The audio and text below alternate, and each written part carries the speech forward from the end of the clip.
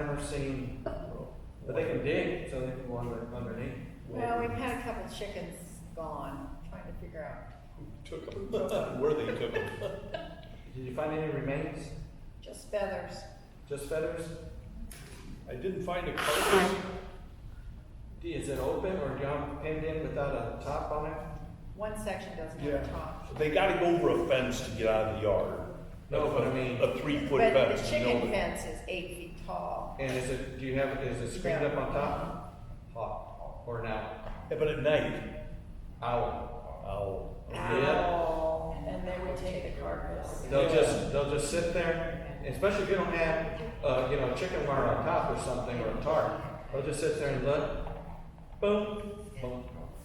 And you're gonna have feathers because, when they claw them and then they, Well, first they yeah. get rid of the feathers. But they usually won't do it there. They'll take a few where they killed it, where the callus went through or something, you're gonna have some feathers.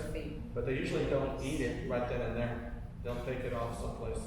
Well, there's another one over the fence. There's a bunch of feathers, and there's a trail of feathers about 20 feet, and then I found Well, a that's wing. what they're struggling, Well, I don't know. I found a wing. I don't know where the rest of the body is. What's left there? Just the wing? Yeah, they ate part of it, but some. And you got a fox. We've seen a fox, Well, and some of the chickens don't go in the coop at night, and they're the ones that get eaten. Okay. yeah, so it's either at night, it's either an owl or a fox. Or it could be also, which I'll show you, a ringtail cat. We have some of those. Yeah. They're cool, but they're predators. Okay, thank you, Richard. And of course, they're awesome.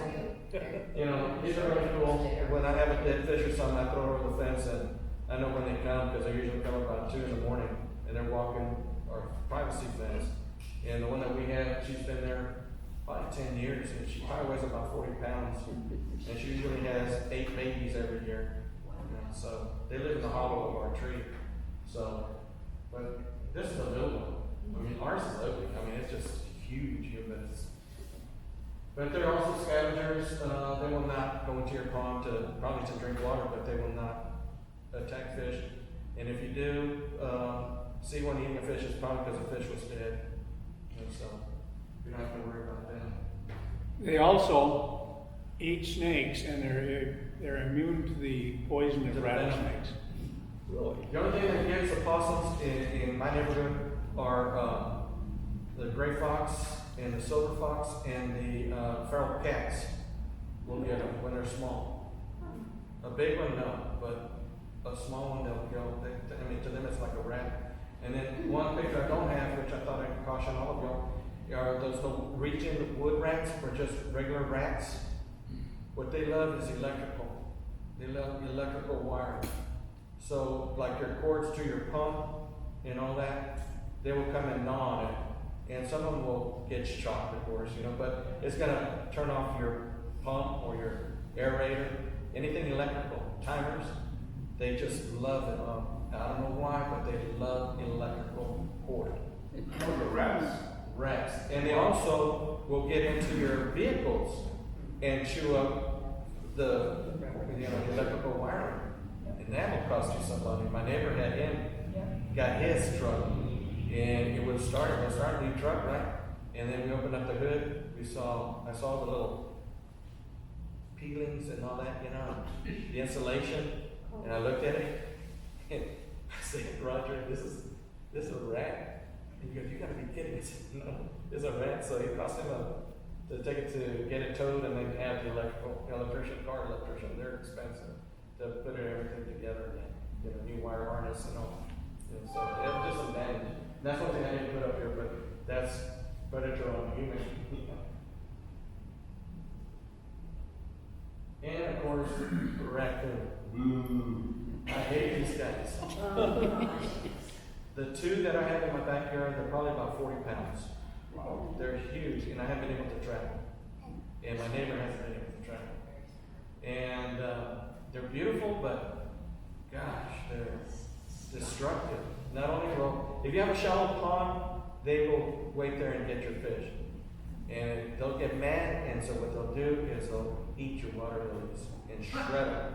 I mean, I walked out one time, and all my water lilies, the night before they're beautiful. The next morning, they look like somebody chopped them up on a cutting board. And there's, all I had was pieces of water lily all over the place. Well, they eat some of it, and then they go for the tubers. And they're eating insects out of the, or larvae out of the mud in your water lilies. So they will destroy your water lilies. You know, so if you see a bunch of shredded leaves, you have raccoons. And then plus, like on mine are above ground pools, so I see their footprints, you know, from the mud, so I know that they're raccoons. And, the only thing that helps me is our dog. I just let the dog out and chases them out. And that's it. But we had a feral cat, a big tomcat, and a male, and he was killed by 2 raccoons. This was a mean cat. I mean, nobody taught this cat. And we would feed it, but it would kill all the, you know, rats and everything that we didn't want in the yard. Well, he made us match. The 2 raccoons killed him, took him to my neighbor's foyer in their front patio, and left him there. And he was, he was mangled. He was bad. And we never thought nobody could beat this cat. Well, 2 raccoons did. Got the king of the jungle. And then, of course, the feral cats. Sometimes we have